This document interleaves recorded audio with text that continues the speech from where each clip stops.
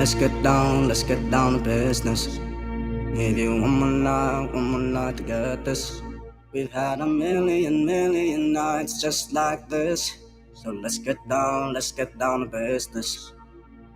Mama, please don't worry about me, 'cause I'm about to let my heart speak. My friends keep telling me to leave this. So let's get down to business. Let's get down to business. Give you one more night to get this.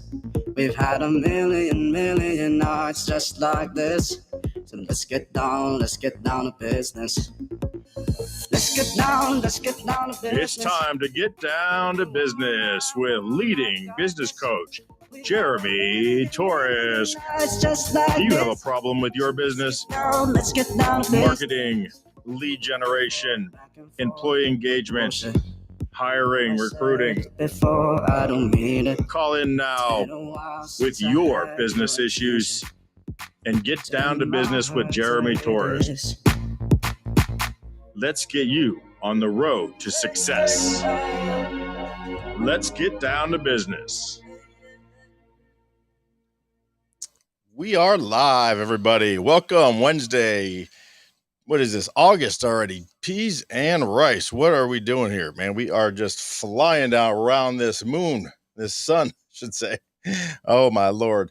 What a fun week it's been here. Getting ready for the big show coming up here at the end of the month. I've got a bunch of stuff cooking. I got a humongous opportunity also coming up in the middle of the month. I won't spill the beans on the name, but definitely was welcomed. I got a welcome phone call from somebody who I admire very, very greatly, who asked me to do some filming for him. And I asked if I could forego the paycheck that he was offering me to participate with what he has going on that week. So he graciously said yes. So we got some bartering going on. Ladies and gentlemen, don't forget about the bartering. The bartering is a very valuable tool in the business world. So I didn't really need the cash for the day, but boy, the stuff I'm going to get in trade, and as far as just hanging around this group, and I can't really say, I don't know if I'm supposed to say, or if I'm allowed to say, if it's okay, but it is a powerhouse group, and I'm like a race car in the red, getting ready to hit that when it comes due. So anyway, welcome to the show. I see some people in the chat already. We got Christine and Christy and Kathy, some of my favorite people, my wife and my BNI sister and my aunt, Kate. Welcome. Thanks for tuning in. You can see I'm sans coat tonight because we are getting down to business. Tonight is a rehearsal night, basically. We're zoning in on this big August 25th Florida Realtors Association convention, right? It's a pretty big stage for me, and I'm not ashamed to say, and I'm going to use you guys as guinea pigs. I'm going to practice this speech. I'm going to do it over and over the next couple of weeks. But every single week, I'm bringing you a different element, all right? So it's an hour-long speech, and of course, to give you a kind of glimpse behind the curtain, you write maybe 10 hours of stuff because most of it's not going to be great. So what you do is you just keep writing and writing and writing. So every week I just keep whittling it down, adding things to it. They hired me to speak about mindset and seven strategies for the mindset of success for businessmen or CEO. And so, stuff that I've been feeling like I've been giving out here is not really strategies. It's or not mindset strategies. It's really just activation strategies. So with your indulgence, I'm going to go ahead and do another round of what I've got here. And of course, I also have to think about, this is YouTube, and we got to repurpose this, right? This is what makes us money. Nobody's going to sit here and watch this damn show for an hour. So you're also going to see it kind of chopped up in like 8 to 10 minute pieces where I'm going to float in, float out, because that way we repurpose this stuff in the future to get people to watch the smaller segments. And so, there's going to be some oh shits tonight maybe, but that's what it's about. Hey, Trav, thanks for joining in tonight. Appreciate you. I don't know if you're on shift or off shift, but God bless you for taking care of us, Mr. Fireman. So, dude, let's get into this. So what am I going to do here? Let me hit start here. And again, I'm going to be with you the whole time. It's not like you're going to sit here and watch a boring slideshow. All you're going to be doing is kind of seeing it over my shoulder a little bit, and I'll come in and out. So basically, that's the premise of it. It's think like a CEO, and it's 7 strategies to develop a mindset for success. So even though I'm speaking to a bunch of realtors and mortgage brokers and real estate brokers in Orlando at the end of the month who can't use this stuff every single day. Every single day we can use this stuff. But I do say we might talk about some financial stuff. So I'm not a licensed financial advisor, not even close. This is not financial advice, and be sure to ask your accountant or tax attorney before implementing any of this harebrained, schemey stuff that I might be kicking out tonight, because God knows where I got it from. So let's kick it off with the 7 strategies to develop a mindset for success. It's 8:05 and we are underway. Let's get down to business. So one of the things that we need to do is just kind of break down that sentence, right? Like strategy, right? What is strategy? People really often confuse strategy with tactics and these other things. So strategies is your plan of action, or it's a policy that you're following to get you from A to B. So it's not the vehicle. It's actually the plans that you're making. It's actually not the goal. It is actually the vehicle, not the goal. Okay. So that's your strategy. And of course, your mindset, that's an established set of attitudes. And most people could go good or bad. Most people fluctuate all day long. But the more time you spend on the side of good attitude, a positive, proactive attitude, the less time you spend over here wallowing in the crap, the further off you're going to get. And of course, everyone knows the goal is what you accomplish when you reach your aim or your purpose. However, we're going to show something to the end. Please try to stick around to the end, because I got something very special at the end. And it's about how, and I'll give you a glimpse, it's about how goals are empty. No matter how big your goal is, remember, it's not all about the goal. You got to have it, and it's the aim and the purpose, but that's not the end all be all. And we're going to get into that. That's strategy number 7. So this is just for the slides for the people there. I need to find out how many years they're in the biz. And this is important because when I go around and I ask people, what do you do? How many years have you been doing it? And what do you do? All right. Now, what are they going to say? I'm an agent. I'm with Kai's Real Estate. I've been doing this for 5 years. All right. I'm an agent. I've been doing it for 2 years. I'm with, whatever. I don't even know the companies, because my wife is Flamingo Realty. That's the only one I see. All right. Just like it's the only woman I see. But eventually I'm going to get through a bunch of people in the audience, talk to them about how long they've been doing what they do. And then I'm going to kind of back them into the first strategy, which is it's not what we do, it's what business we're in, because there's the trap. When us solopreneurs leave our comfy, safe, comfort of where we want to be to do our own thing. So working for the corporations and to get into where we want to do what we do best, we start looking at ourselves as the plumber, as the contractor, as the business, strategist, as the real estate agent, as the healthcare professional, as the pest control guy. That's not what you do. You are a business owner. And when you don't understand the 12 elements of a business, you will fail when you grow. So what we're going to do is we're going to teach people really good about what these 12 elements are. So I'm going to back out of here for just half a second here. And let's see, I got to get this over here because I want to see if anyone's been joining in the comments or everything. So I'm going to get this to where I can come in, back out. And that way I can keep up with you guys in the comment section. So don't forget, everybody, we want you guys all to hit that like button, subscribe, follow us if you're on LinkedIn or IG or TikTok or YouTube, wherever you guys are. Make sure to hit those buttons and subscribe, follow, all that jazz.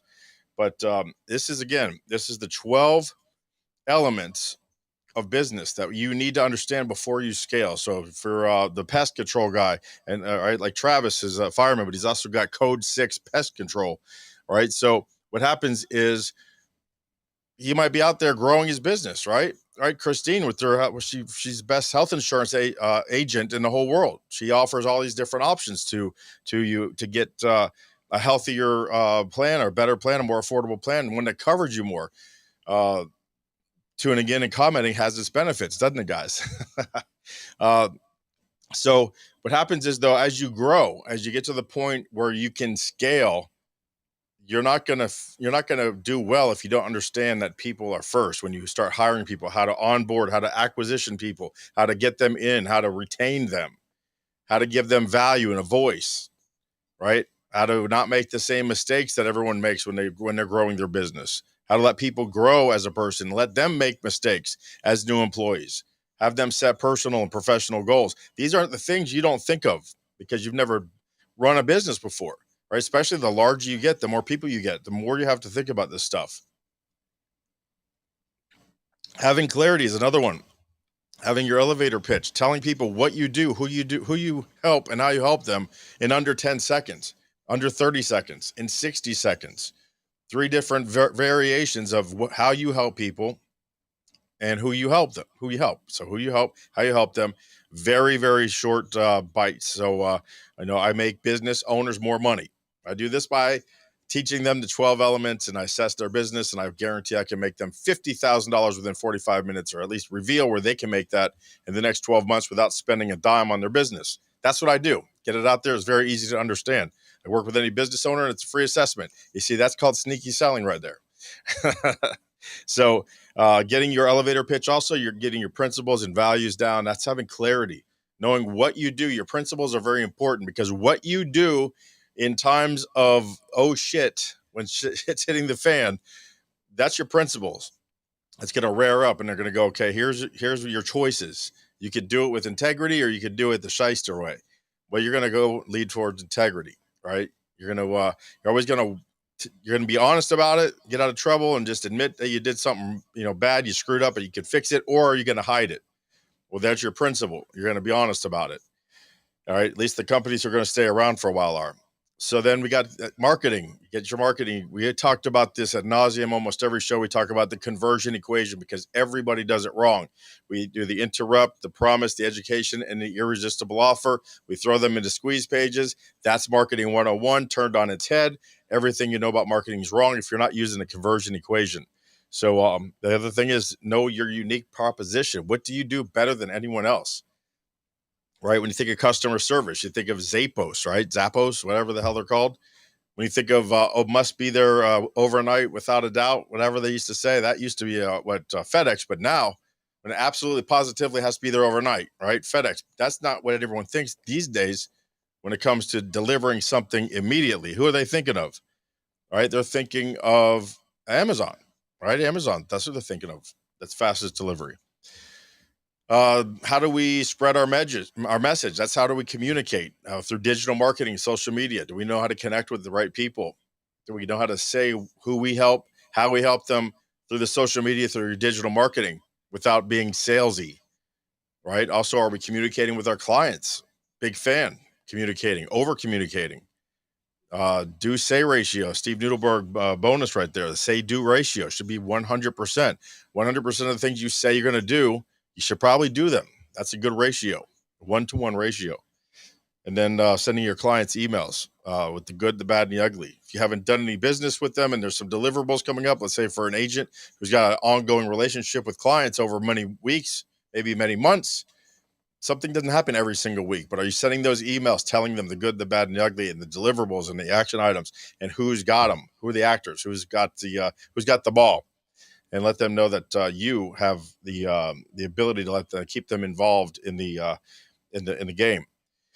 And of course, your leads. Here's the problem with the leads, guys. Who wants to go fishing in the ocean for leads? Right? That's what everyone's doing. Everyone's on a big boat, right? And they're fishing for leads, and they're out there, and you catch something, you pull it up, and it's just a little teeny fish, right? It felt like a whale, especially for someone like me who doesn't do a lot of fishing. I go on a boat. I like to drink.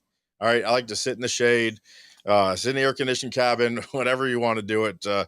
Maybe jump in the water. I don't like to fish. Not my thing. Get one on the reel. Maybe I'll help reel it in. But because of that, I don't really know how they feel. And I think it's a whale. I think it's Moby Dick. And I get it. And it's Nemo. Right? How many of us have done that? You get someone on the phone. Even worse, if you're meeting them face-to-face and you think they're Moby Dick and they're Nemo. Man, that sucks. So what you want to do is narrow your lead pool down to a kiddie pool. All right. So you know exactly who you're going after and you know exactly the caliber you're talking to. You know that the person you're talking to is the person that you want to be selling to or to be providing your services or your products to, right? Helping them, meaning that subject matter expert for them. And they're coming to you because you're doing everything right on the digital marketing, on the communication, on the clarity, and with the people. And now they know you as somebody who just does everything right, and they're going to be coming to you. So you don't even have to go looking. They're going to come find you. Okay. Then we get to sales. Again, sales is not selling. Sales is serving. So we get to sales. Sales is serving. Buyer's journey. We talked about this a little bit, I think, before, but buyers have different places, right? I might be a future buyer. So a future buyer says, I need to know the benefits of ownership. Why should I buy this? You tell me why, right? That's how I'm not ready to buy right now. I'm not even thinking about buying. So you got to convince me why I should buy. Now you got the soon to be buyers. Those are objection buyers. They're looking for reasons why I shouldn't buy why shouldn't I buy this, right? I got to talk to my wife. I got to shop the price. All these objections of making excuses why they shouldn't buy from you. But then you got the 1%, this 1 to 3% of buyers who are right now. If you do your job right in the buyer's journey and you educate them, you have your good marketing, your communications, and then that lead process with that whole conversion equation, you talked about why you should buy. You've already told them why they shouldn't buy from other people. You've answered their objections in a way that they didn't even know you were answering their objections because you were answering questions. Now they're just figuring out who they should buy from. That's called vendor selection. And so now you don't even have to worry about selling. Now you are just being an advocate. Okay. You're being their advocate. So JVs, we talked about a bit about JVs before. JVs, what they do is joint ventures. It's one of my favorite way to make money, guys. Joint ventures is that is using your network as leverage to make money off of them, right? So you got I think we talked about florist, right? That's a line. You're in a line with other vendors who are providing services to wedding people, right? People getting married. They need a cake. They need a hair person, right? They're going to need a DJ, a limo. They're going to need a church. They're going to need an event hall. They're going to need a planner. They're going to need a florist. So where are you in that? And all these other people who are giving these people service and products, are they pushing you? And if they do push you, are you paying them for that lead, right? And then as you're pushing other people up and down the chain, they're going to pay you. So it's a back and forth. It's a way to increase your revenue, to widen it. Now, it's not a huge raise, not a huge revenue boost, but listen, remember, exponential growth helps, compounding results. Everything helps in 12 different elements. When you do that 1, 2, 3, 4, 5%, right, a year across 12 different elements, you're talking about explosive growth, right? Everything that's the beauty about exponential growth. So definitely, you want to,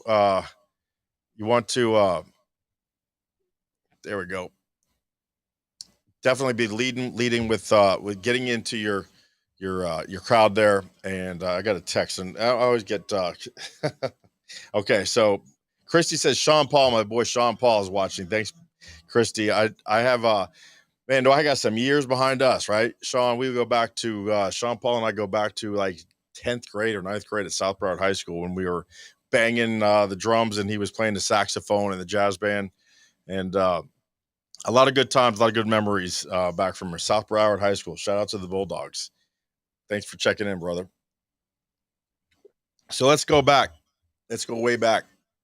We're going to keep going with this. All right, we are halfway through this little segment, and it's this really kind of speeds up from now because basically we're going to start talking about back end. You got CRMs, all the information. What's the most critical piece of information you can get from a client, especially when that client comes from social media, YouTube, anything that LinkedIn, Facebook, those aren't your clients. That's not in your information. The second you say something dumb or one of your clients posts something on your site that's dumb, you're going to lose all of that data. So you got to make sure that the most important thing you can get from your clients from all those social media platforms, YouTube platforms, video platforms, is their contact information, their email. Get that into your own CRM so you can start sending them the messages in email form, or even, different way to go right now these days is the snail mail. Right, that way is not dead. It's actually come back. The open rate on snail mail is really high these days, especially if you package it creatively. So don't disregard snail mail just because it costs a little money. It does, but the open rate's pretty high on it. Because I tell you what, the open rate on email is horrible. So that's why you don't really want to sell on your digital marketing. You want them to expect these emails from you because they asked for it, and that way they open it. So everything's got its reason, guys. Your executive team, when you guys start growing, your executive team is so important for them to understand, to treat people, again, with the people first mentality, to promote from within, and to talk with each other about a people process. And when you go to hire, who's asking the questions? What question are they asking? What does the post look like? There's so many things. And the executive team needs to understand their business is to go out and make the relations, get the business come in, and then the people, the forward-facing workforce, are there to execute, right? And so they're on equal footing there. It's not a above or below situation. Executive workforce, they're even. And a lot of CEOs don't realize really how many times they need to communicate the same thing over and over repeatedly until they're sick of hearing their own voice, quite frankly, before the workforce gets it, because that's what it takes. It takes that message over and over again. That's why that clarity is so important on your values, on your company principles, and all those things are so important. When somebody walks through the floor, everyone sings the same song. That means you've said it enough. That goes back to that communication early and often. All right, can't say things too many times. And then knowing your numbers, we're going to get to some of that way deep a little bit later. And training, never stop training. 1%, industry news, technology, your laws, your trends, anything that you can do to keep up with your industry is training. Having a coach, getting a strategy coach come and do a free assessment for you. That's 1% better. We're going to blow your business up. And then finally, ROR. We all know what that is. Talk about it also on this show a lot. Anyone in the chat can put down in chat what ROR means. Everyone except for Christy Torisk. Don't want to, it's cheating. Let me know what ROR is. But guys, that is strategy one. It is 8:22. And again, I want to remind everybody that, that we are live on the air here. And, we'd like to take some phone calls. So, if you, let me try to get this number here popped up. Bam. If you have a business problem and you want to call into this show, it's 954-338-9799. Feel free to call in. We'll solve your problem right on the air, right? We'll run the numbers. We'll is it a messaging problem? Is it a marketing problem? Is it a P&L problem? You can make up some numbers. We're here to help you in your business. That's something a little new there. The QR code is going to be live down there. From now on, see how that works out. Take your phone, and that way you can follow us every single platform that we on, and we on everywhere. So close, Travis. Not thanks for playing. Travis says rate on relationship. I want to give it a few more minutes, but ROR, I'll give you a hint, has to do with social media and people first, right? So we're going to combine social and people, and we're going to talk about, instead of return on investment, it's return on something else that has the R. And you got the second part, actually, return rate on relationship, Travis. I'll give you one more chance there. Return is the first word. But yes, I think last week you were swinging at that one too. So I appreciate when you guys are also here every week. That just tells me that the stuff that I'm doing is interesting, is somewhat interesting. I know kind of can seem, that's why we went from 2 hours to 1 hour, because man, 2 hours is tough to fill. Bringing on guests, and I love every guest that come on, but many times it's 20 minutes conversation, 30-minute conversation, and 8 minutes of really great information. The rest of it is foo-foo. How you doing? Where you from? Where'd you get here? So definitely, bam, got it. Travis got it. Return on relationship. Big dog. Fireworks for Travis. I haven't broke out the gun in a while. I give this for you, Travis. That's right. That's money right there. That's for Travis. Good job, buddy. Appreciate you playing along there.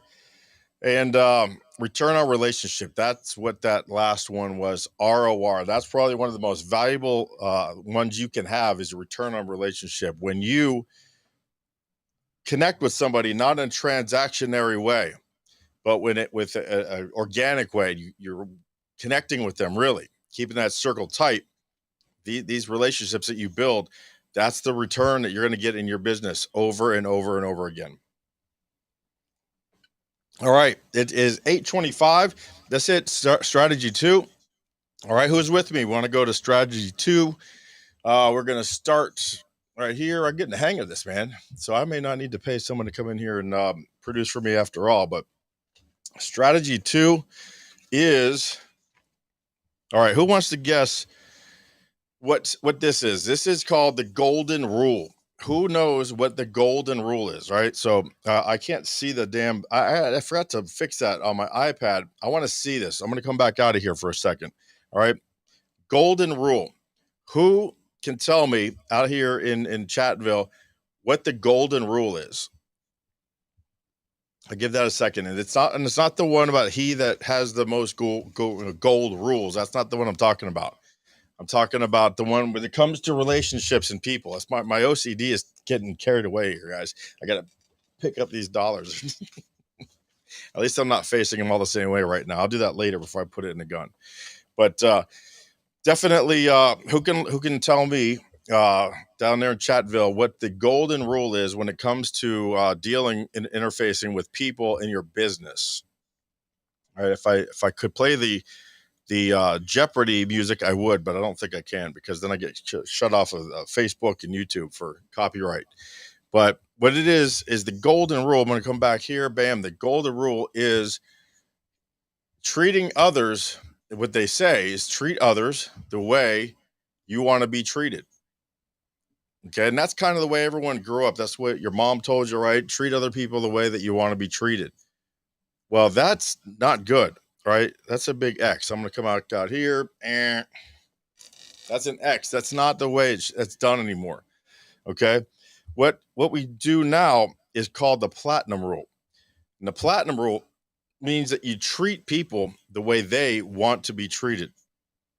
And the big difference is this. Everybody that you deal with in a workplace and in your personal lives, when you treat people like you want to be treated, you open yourself up to a lot of bad situations, right? Bad outcome. You have more bad outcomes than positive outcomes when you treat everyone the way you want to be treated, because not everyone wants to be treated like you, especially like me. I'm a bit of a masochist, right? I'm a hard charging son of a gun. I don't like when people treat me the way they want to be treated and they're nice and calm and they're just very slow and they take a lot of time and use a lot of words to describe something. I get really upset, right? I get like the girl in the middle right there. All right. Just scream, like, tell me what you want to tell me.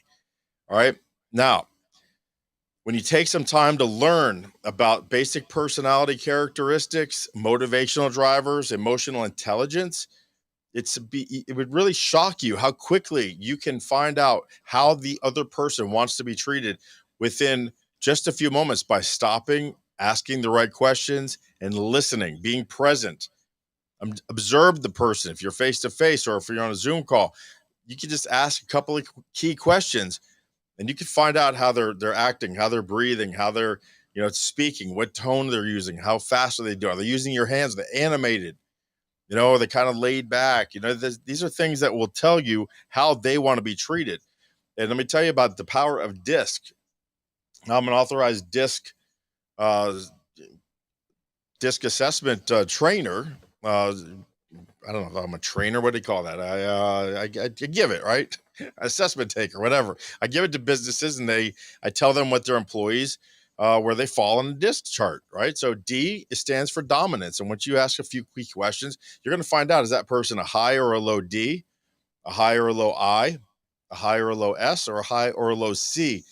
And you could do this in your business. When you start learning how the DISC system works with your clients, you're trying to sell something. Maybe it's a high ticket item. Maybe it's a house or a yacht or a car, right? And you want to find out what makes them tick? How do they like to be closed?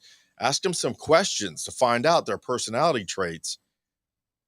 And you can then use this to close them. So the D is somebody who's looking for results, right? That's me. I'm a high D. But you got to be careful because the high D is very much assertive and likes to be challenged. But a low D, there's such a thing as a low D, and they become less assertive, although they still want results. They're results oriented, but they're just not as assertive. So you got to watch that because it goes both ways. Each one of these has a high and a low, and they mean different things. The I, for example, it means that they love interaction. So this is the person that is going to ask how your mom and them are. All right. Drives me absolutely nuts, but people like that. Now, if the I goes up, they become more outgoing and people oriented. But if the I goes down, they still want to ask about those personal questions, but they don't really trust you. They're feeling you out more. They're very guarded about what they share. So you got to watch that. Even though they're outgoing and they don't trust yet, but they still want to be interactive. So that's the I. The S is for steadiness. They want stability. But when that S goes up, the world slows down for them. So they want to take their time. They want to think about things. They really need that ability to take their time. But when the S goes down, they're okay with a little bit more increased activity as long as it's level and at a steady pace. Okay. It can be a little bit faster, but you can't just be spiking up like I like stuff. Bam, boom, give me it now. All right. And finally, the C. The C people are looking for facts, right? You ever try to sell a house to a guy who just needs to look at every single aspect of every single piece of the deal and go there with a measuring laser and laser every single room before they even put the offer in? But by the time they do that, there's 5 offers in. The house is sold. They're about to close. All right, these are compliance people. Now C goes up. They respond to procedures. And they don't like risk, right? That you got to lower that risk for them. They want to follow that rule book, but when the C goes down, they're more independent, right? So they can look to make sense of bending a procedure if it makes sense for them, but not too much, right? So you got to know that about the DISC. And so if you want to learn more about DISC, hit me up and I can tell you all about that. And then again, learning your IQ is how, right? But you got to learn the EQ, and that's when you, because that's when it's important. I don't think you guys are going to hear this. I'm going to play this. I'm going to play 2 things tonight. This is one of them for fun. I don't think you're going to hear it. But I heard it and I thought it was hilarious. So if you heard it, let me know in the comments if you heard that. If not, you probably see it and I know what it is if you watch TikTok. But the other one, I promise you, the second one, you're going to be able to hear because I'm going to play it on my phone like I do with the intro. You won't miss it. So let me crash out of here. Right, bam, come out here, light, escape from here, and just checking over here the comments. Everyone's still with us. We're looking good. It's 8:32. Everybody, thanks for being here tonight again. Call-in show 954-338-9799. I hope you like what we're laying down this week.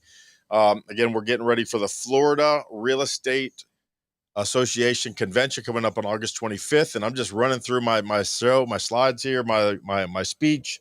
It's an educational session, so I'm going to be kicking us out with a bunch of the agents in the room, a couple hundred agents, hopefully over 1,000 is what I'm hoping for, at least 500 to 1,000. So we're just looking to get them to be the best business owners they can be. And so I'm just taking this opportunity to publicly put this out there so I can get some feedback through all the different areas that this is going to appear on, Facebook and LinkedIn and YouTube and all that stuff. So it's 8:33, about halfway through the show, and we're about halfway through this too, because the next couple ones fly through here because they're not too big. I'm skipping one actually because we just went and did it last week. So we're going to jump back into this. Thanks for sticking with us. We're going into strategy number 3, and that is called under promise and over deliver, guys. Strategy number 3 is very simple. This is all 7 mindsets for having a successful business. And so strategy number 3 is learning how to under promise and over deliver. It's always tempting to come in and take out, huge amounts of cost and put up really fabulous results, get written up in all the media, the huge success for shooting out, the moon. But it's better sometimes just to do a nice, steady pace, under promise, over deliver, consistency, day in, day out, week in, week out, month in, month out, year in and year out. Under promising and over deliver will get you so far in life, not just in your business, but your personal life too. Now, being realistic, okay, setting some expectations, that's okay. And it doesn't mean that you cannot have big, audacious, hairy goals, by the way. We definitely want to do that for ourselves. Now, short-term planning, all right, is something that we always talk about, but I don't like to do these 5-year plans, right? These 5-year plans, they don't, I encourage my clients to stop saying, here's a 5-year plan, because between innovation and technology, what's the chances of that 5-year plan even coming to fruition? Because there's going to be so many changes. Nothing's going to look the same in 5 years as it is today. Just think about from 2000 to 2021, how far we come, but look how far just from 2015 to 2022 or 2017 to 22. How many things have changed in the last 5 years? We all lost a year and a half. I'll give you that. But every 5 years, we're in morph speed these days with technology. The further out we get with tech, the more changes we see in a shorter period of time. So forget that 5-year plan. It's okay to have the big, audacious, hairy goals, but don't pin your budget, your forecasting on those, okay? Keep those short term and keep them realistic, all right? I told you we're going to fly through some of these, right? That was strategy number 3. So strategy number 4 is be self-aware. Be self-aware and avoid pressures that are not needed. We put so much pressure on ourselves to do so many things. I'm getting up 3 o'clock in the morning, stressing. It's just my style. It's my MO. But why? I created all this. Why am I doing that? I do it because it's just my habit. It's my nature. But hell, I'm not going to stop doing it. But I like what I'm doing. The pressure is self-placed, and it's something that actually propels me forward. So what if it was outside pressures?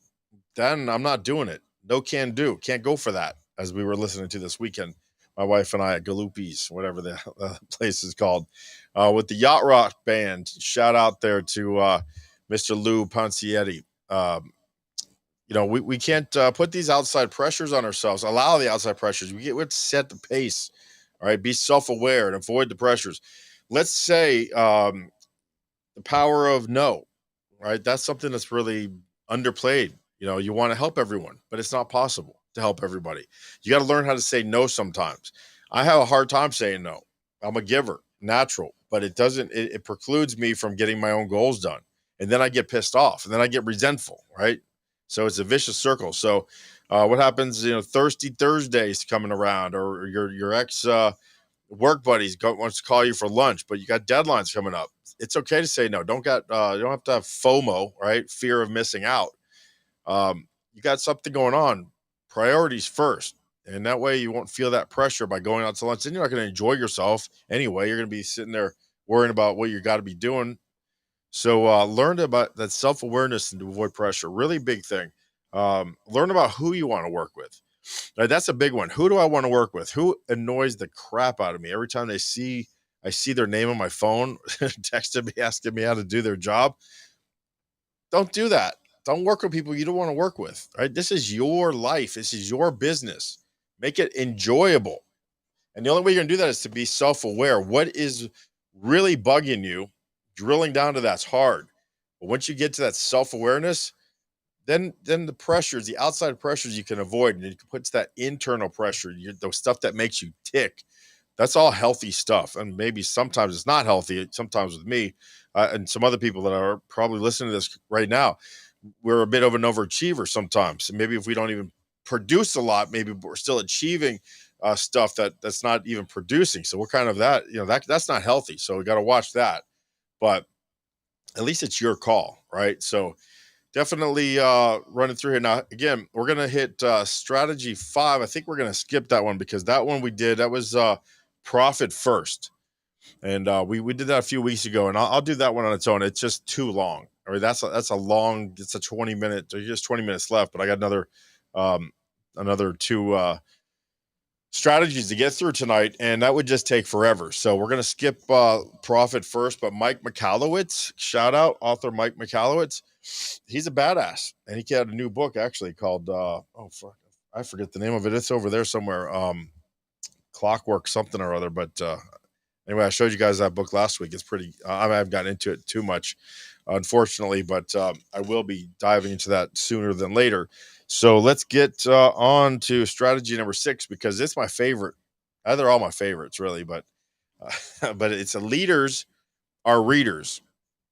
So there's an old saying that not all readers are leaders, but all leaders are readers. Really important. And if you think that you're observant, then you can maybe tell me what's wrong with those two pictures. What's one of these things is not like the other. One of these things aren't the same. So I'm going to give you a little bit of a few moments here just to look at that picture right there and tell me what's odd, what's a little off about that picture. Leaders and readers.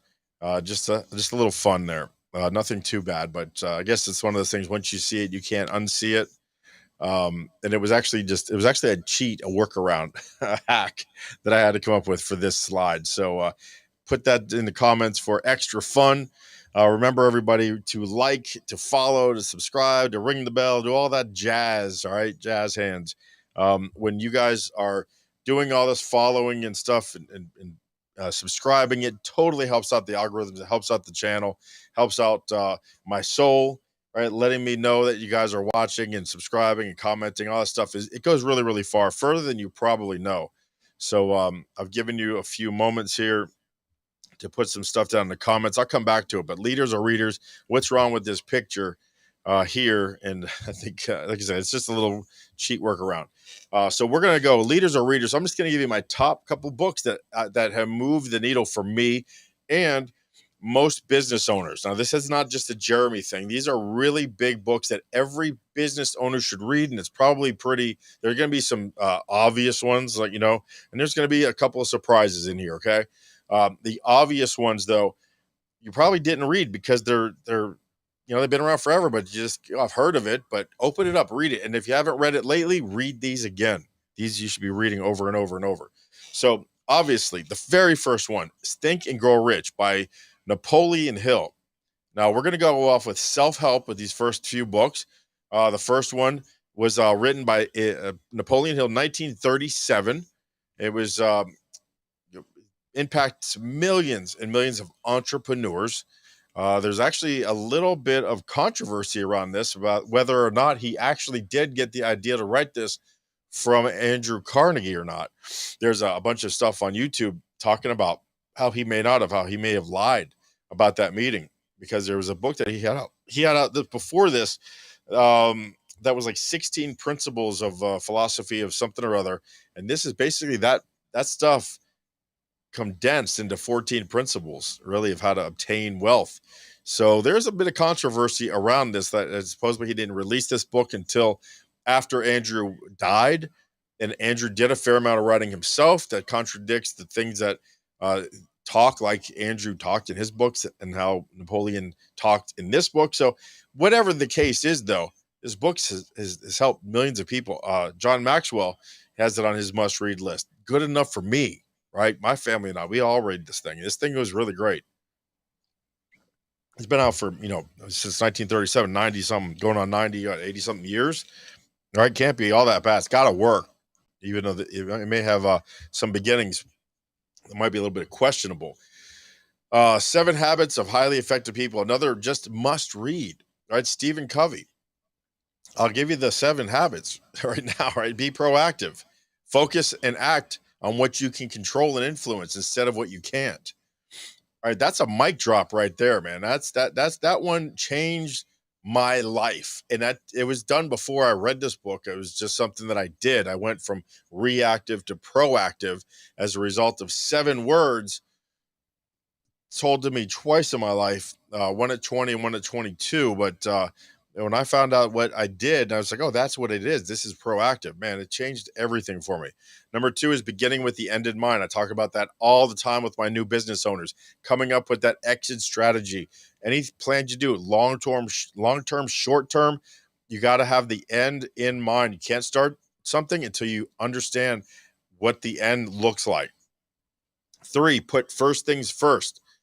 Prioritize and achieve your most important goals. You're going to hear that a few times by the people that I read, and I think every business owner should read, and pretty much a must read if you're working for me or with me.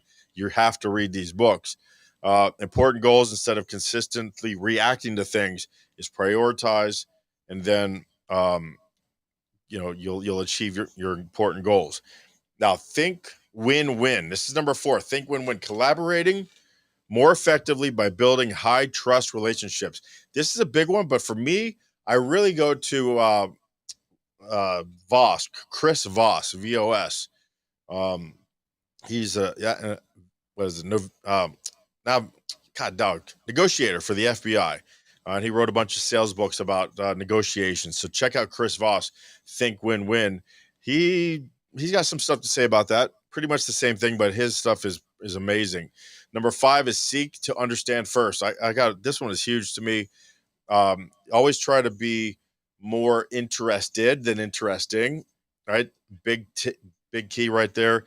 Be more interesting or interested than interesting. What Stephen Covey says is seek to first understand, then be understood. That's what he says. Influence others by developing a deep understanding of their needs and perspectives. I saw a TEDx not too long ago. It was called "Don't Take the Exit," and I forget the guy's name. Don't take the exit. I think it's Terry something. I gotta look it up.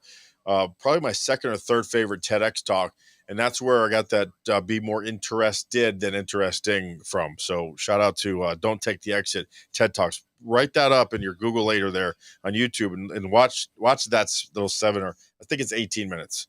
But it's an excellent one. Number 6 is Synergize, right? Developing innovative solutions that leverage differences and satisfies all key stakeholders. Synergy, we think it's dead these days in our political world, right? We can't talk anything either for me or against me.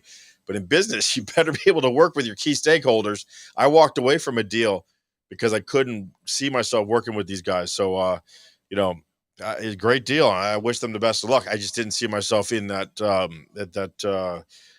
world. The synergy just wasn't there. So I chose this. I chose this, and I'm very happy I did. And the last thing for Covey is sharpen the saw. Increase motivation, energy, work-life balance, make time for renewing activities.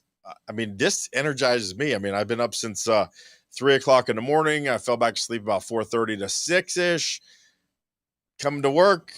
I'm here at 8 p.m. Going to be here till 9 p.m. It's a live stream. Going to go over there and do some stuff for tomorrow's links. Going to download this. Going to write some notes before I forget it while it's fresh in my head.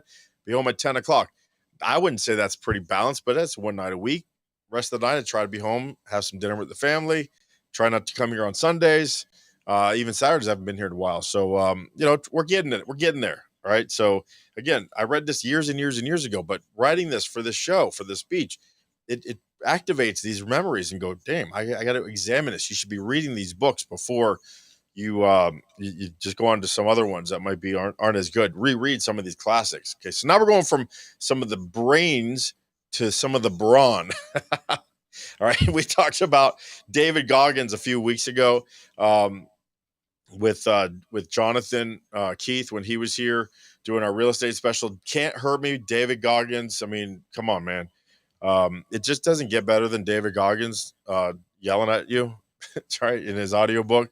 It's the best ever. Look up Joe Rogan and David Goggins. He has 2 episodes together. They're both amazing. But Can't Hurt Me tells us what it takes to transform ourselves and how we only use 40% of our potential.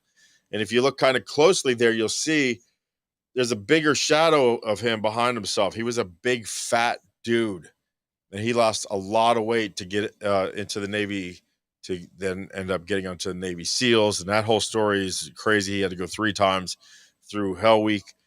Great, crazy book, but it is so motivational. So we went from like the self-help to more now motivational, and not motivational, because David would be the first to tell you motivation doesn't work.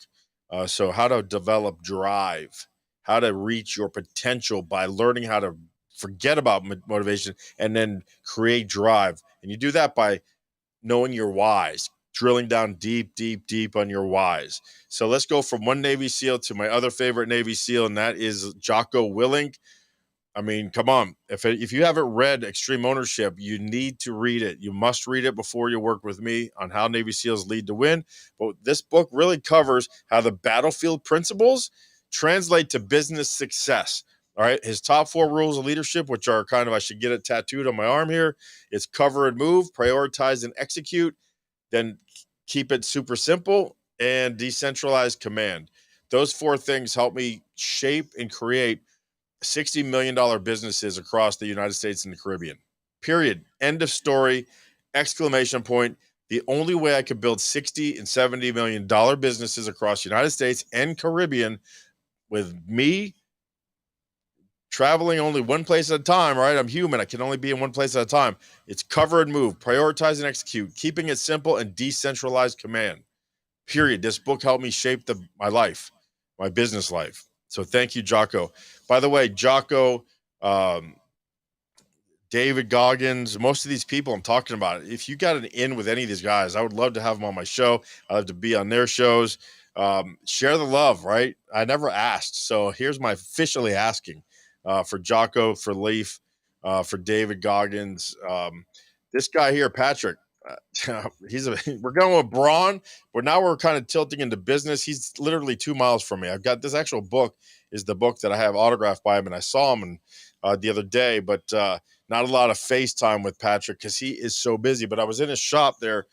His studio is literally 2 miles from my studio. His is better. Everything his is better, bigger, better, badder. But you're watching me, so I'm happy about that. But watch him. Check him out. Patrick Bet David. Your next 5 moves. It's from brawn to business. Patrick is 6'5", 6'4".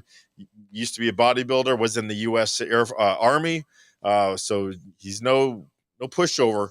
But when it comes to business, this dude's got it, man. He's my guy. I'm going to his summit over here in September 1st here at the Diplomat in Hollywood Beach, Hallandale Beach. But planning your next 5 moves sets you up for success and allows you to deal with the unexpected because you've already planned for those possibilities. So basically that's what I got out of that book.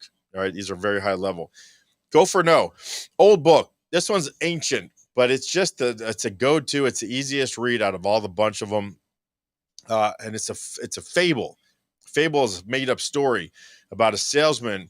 And what he did was he went when he finally realized what going for no, right? He was afraid of the no's, right? So he didn't want the no's. So he was not putting out his best performances because he didn't want to get the no's. But when he realized the trick is that for every no, you're just a little bit closer to that yes, then things changed for him. And just like baseball, where the guys with the most home runs, right? The guys with all the dingers, they've also got the highest percentage of strikeouts, right? The guys who are on base the most, right? They've got a lot of strikeouts.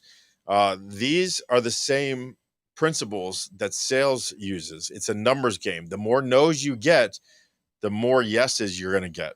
So it's a fable. Speaking of fable, these last 2 people, one time I was talking with Kenny Chesney. He told me the worst thing you do is be a name dropper, right? So I'm not going to say that these next 2 people are Floridians and they're very, very friendly with me. I'm first name basis, know them both very, very well. Participate in their groups, heavily follow them, mentors of mine. I just do anything for either one of these guys. But Bob Berg, come on, man. The go-giver, that's another fable about giving people what they want. If you give enough people what they want, you then will get everything that you could ever have or hopeful in life. And finally, my man, my guy, right? Steve Nudelberg, Confessions of a Serial Salesman, and his 27 rules for influencers and leaders. Here are my particularly favorites. No surprise, waking up early is there. Read and write, listening to music, making it a habit to smile. Got to do that because I got look like I want to kill you face. Luck is for those who aren't prepared. It's all about time, and networking is only 1 letter away from not working. One of my favorites. In fact, that's where we got ROR from. That's where we get a lot of our stuff from, right? It's from Steve in this book. So 27 rules Definitely one to check out. Let me just jump off here for a second. Boom, boom. Check here. Great books. The others, good. I'm glad you got some of these for your list. There you go. And I want to get to this last one because this last one, I got to play a clip, right? So it's really the most important. Remember, I told you, please stick around. 6 minutes left. We're landing the plane. I promise it's going to be worth your few minutes hanging around here because this is it's going to be some good stuff. So let's just jump right back into strategy 7, my last strategy, which is do not overestimate your goal. I kind of hinted at it in the beginning. Do not overestimate your goal. Dr. Ivan, I'm going to tell you 2 stories about how this is. Dr. Ivan Meisner, he created BNI. Okay. He's got a great story about years ago. He was in this meeting or this 4-day summit, retreats or whatever. But it was day 1, didn't start till 4:00. So everyone worked all day. 4:00 starts the meeting, couple hours into it. They break for some food. They got to come back. It's going to go till 10, 11 o'clock, just like those Robinson, right? Tony Robbins, barn burners. And after dinner, the whole crowd just seemed a little bit, right? So the instructor's like, all right, everybody up. Okay. Everybody up. Let's get off your butts, take the chairs, move them to the side. 200 people. Take their chairs, move them to the side. It's stadium seating, so there's no tables, just everyone's in chairs. Move them to the side. Now, the guy goes, hey, we're all going to take a little stroll. We're going to take a stroll one at a time across the room. This is going to wake us up. And everyone's like, hey, easy, no problem. Wake me. I could stroll across the room with the best of them. So the instructor scrolls across the room, and he goes, okay, wasn't that easy? Now, here's the rule. One caveat. Guy who follows me can't do what I just did. Got to walk across it differently. The woman or the guy behind that person, second person, can't do it like myself or that last person. The third person, fourth person cannot do it like the first 3 people did. If you repeat somebody's way that they walk across the room, then we're going to boo the hell out of you. You got to go back. You got to start again, right? So with this, what they were talking about here was that the mechanisms of walking across the room was the most memorable part. It wasn't the goal. So when the guy was trying to teach people after dinner about how the goals, they can be a little bit empty, and it's the hows you do it, right? It's all the ways that you make people feel while you're giving them awards. The award is the goal, but it's how you present the award. That's the most important part. So people start going across one by one by one, and people are laughing at them and coming up trying to think of their own ways to do it. And, little by little, people start, having to come up with really weird ways to cross this floor. And they're having a lot of fun, and they're never going to forget the mechanic. All right. The mechanicum. Oh my God. I can't say the word. Mechanisms. Put the wrong syllable on the wrong, put the wrong, thing. What is that old joke? The wrong, blah, blah, blah. Syllable on the wrong something. Anyway, mechanisms, not the goal. Everybody went across 200 people. They had to boo a couple of people back, but they all got through and they all remembered and had fun. The goal was to get to the other side of the room, but the mechanism on how they did it, that was the part that they made memorable. So as you're going through your life and you're planning these goals, remember, it's not the goal. The goal is going to leave you empty when you get that goal. You're not going to be as fulfilled as you think you are. And I'm going to play something that's really going to drive this home from a young kid, very, very young. Very young. Okay. His name is Mike. I thought I had it written on here. I don't see it. Oh, here it is. Mike Musumeci. Mikey Musumeci. He's about 25 years old. He's a very young but very skilled jiu-jitsu champion. And he's going to tell us his take on goals.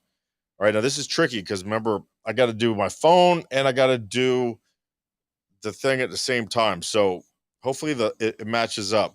But watch this little interview here that Joe has with Mikey, this little jiu-jitsu champion. This guy's a world champion jiu-jitsu fighter talking about goals.